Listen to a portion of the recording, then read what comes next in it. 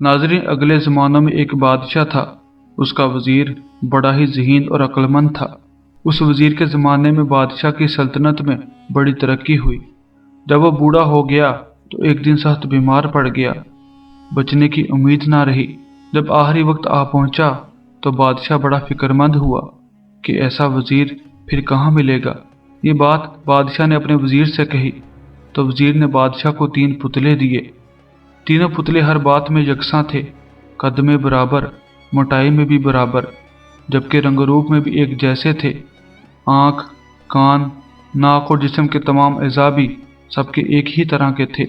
देखने में बाल बराबर भी कोई फ़र्क ना था। वज़ीर ने बादशाह से कहा, ये तीनों पुतले देखने में तो बिल्कुल एक जैसे हैं, लेकिन तीनों में बड़ा फ़र्क है। जो आदमी इस फ़र्क को बता दे उसी को आप मेरे बाद वज़ीर बना देना। उसके बाद वज़ीर ने बादशाह के कान में बता दिया कि तीनों पुतलों में क्या फ़र्क है। वज़ीर के मरने के बाद बादशाह ने ऐलान करवा दिया कि जो इन पुतलों में फ़र्क बताएगा उसी को वज़ीर बनाया जाएगा। वज़ीर बनने की लालच में लोग दौड़ पड़े। लोग आते और पुतलों को देखते, नाप तोल करते, रंग रूप जांचते, लेकिन फ़र्क ना पाते तो परेशान होकर वापस चले जाते। इस तरह बहुत दिन गुजर गए, हत्ता कि कोई भी पुतलों को ना परख सका। अब देखिए अल्लाह की कुदरत, वो जिसे चाहता है इज्जत देता है और जिसे चाहता है जलील ख्वार करता है। अल्लाह ताला जिसका मर्तबा बढ़ाना चाहते हैं उसको समझ बूझ अता करते हैं, और ऐसा आदमी बड़ी मुश्किल बात को भी आसानी से समझ लेता है। एक दिन ऐसा हुआ कि एक आदमी उधर आ निकला। बादशाह का ऐलान वो भी सुन चुका था। उसने पुतलों को तोला, तीनों पुतले बराबर निकले। अब उसने उन्हें नापा तो वो सब बराबर निकले। रंग रूप जांचा, उसमें भी कोई फर्क ना पाया। तो वो सोचने लगा कि जब ये पुतले हर बात में बराबर हैं तो फिर क्या फर्क हो सकता है। अचानक उसकी निगाह एक पुतले के कान पर पड़ी। पुतले के कान में एक सुराख था। उसने दूसरे पुतलों को देखा तो उनके कानों में भी सुराख था और ये सुराख भी बराबर थे। अब वो आदमी और भी परेशान हो गया। वो पुतलों को रख कर जाने ही वाला था कि अल्लाह ने उसके दिल में एक बात डाली। उसने एक पुतले के कान में मुंह से फूंका, दूसरे पुतले के कान में भी फूंका और तीसरे पुतले के कान में भी फूंक मारी। फिर वो खुशी के मारे उछल पड़ा। उसने पहरेदारों से कहा कि मैं समझ गया हूँ कि इन पुतलों में क्या फ़र्क है। पहरेदार दौड़ते हुए बादशाह के पास पहुंचे।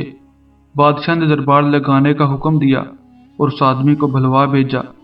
दूसरे लोगों को मालूम हुआ कि एक आदमी इन पुतलों का फ़र्क बताएगा तो बहुत से लोग भी साथ चले आए।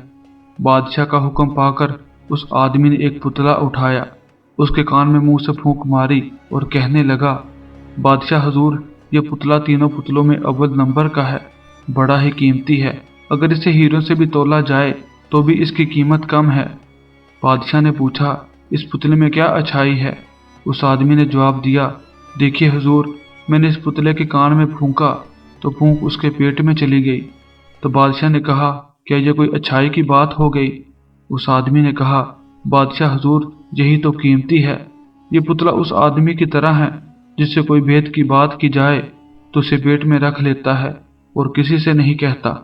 बादशाह सलामत, जो आदमी दूसरे का राज किसी से नहीं कहता वही तो सबसे अव्वल नंबर का आदमी है। ऐसे आदमी की सब इज्जत करते हैं। ऐसे बंदों को बादशाह अपना बेदी बनाते हैं और बड़ी से बड़ी तनख्वाह उसे देते हैं। उस आदमी के जवाब से बादशाह बहुत मसरूर हुआ और पूछने लगा, अच्छा बता, अब दूसरे नंबर का पुतला कौन सा है? तो उस आदमी ने दूसरा पुतला उठाया, उसके कान में फूंका तो फूंक उसके कान से होकर दूसरे कान से निकल गई। उस आदमी ने कहा, बादशाह सलामत, ये दूसरे नंबर का पुतला है।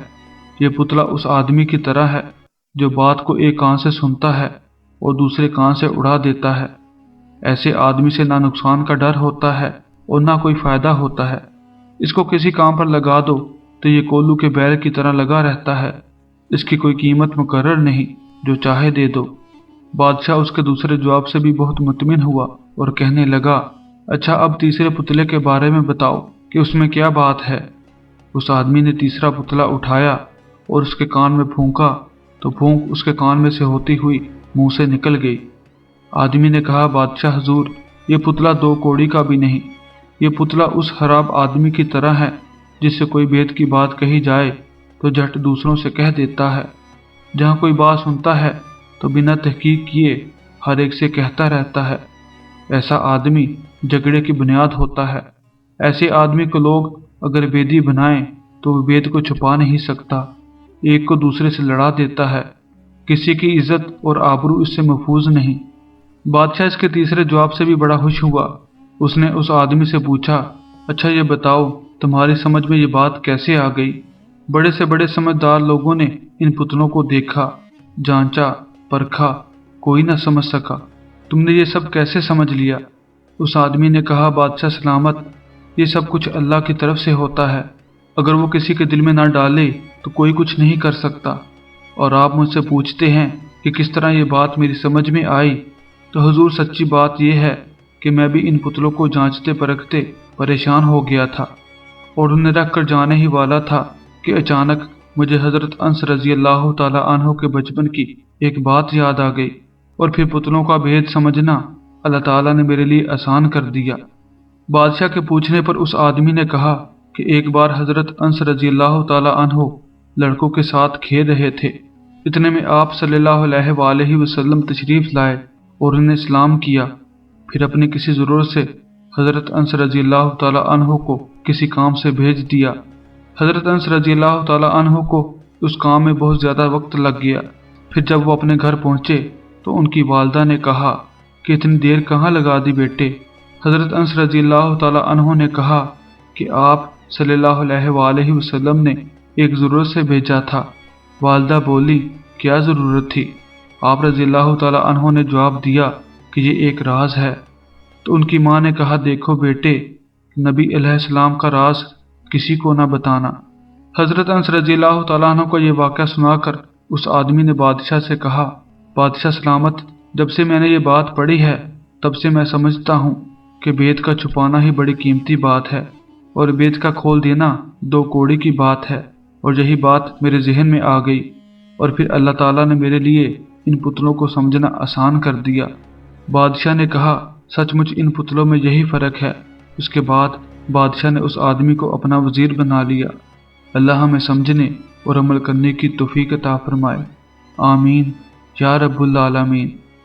दोस्तों, ये वीडियो कैसी लगी हमें ज़रूर बताइएगा और अपनी मोहब्बत का इजहार इस वीडियो को लाइक और शेयर करके करें। फिर मुलाकात होगी एक नई वीडियो के साथ। तब तक अल्लाह हाफिज़।